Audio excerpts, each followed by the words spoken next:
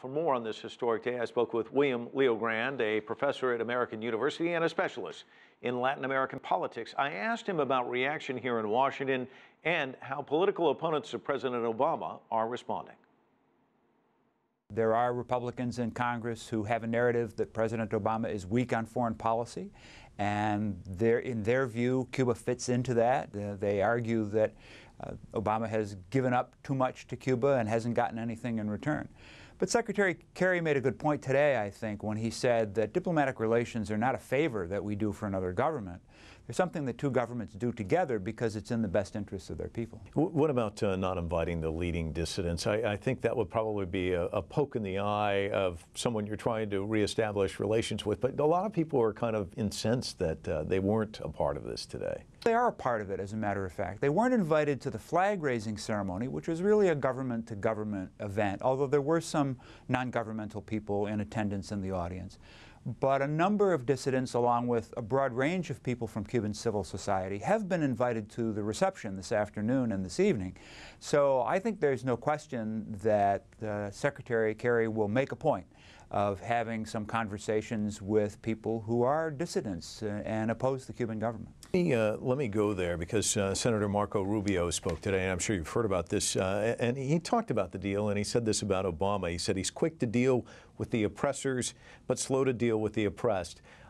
He's still trying to keep this as a hot-button issue, and a number of other Republicans are as well.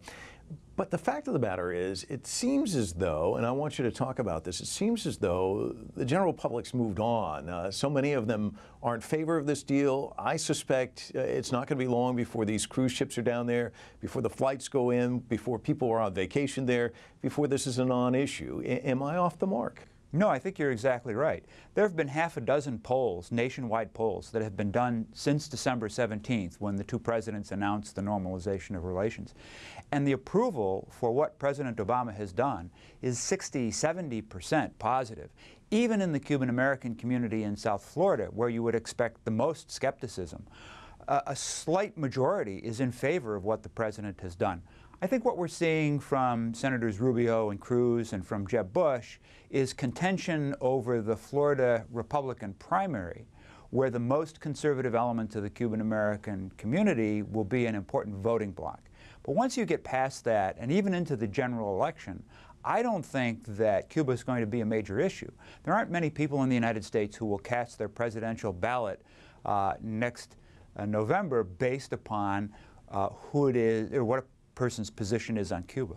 You said once you get past that, once you get past today, what about the relationship between these two countries? Because there's still a lot to work out, isn't there? There are still many, many issues, foremost among them U.S. economic sanctions against Cuba, the embargo, the claims that the two countries have for nationalization of property on the one hand and for the CIA's secret war and the embargo on the other, Guantanamo naval station, which we recognize as sovereign Cuban territory, but which we're not prepared to give back to them just quite yet.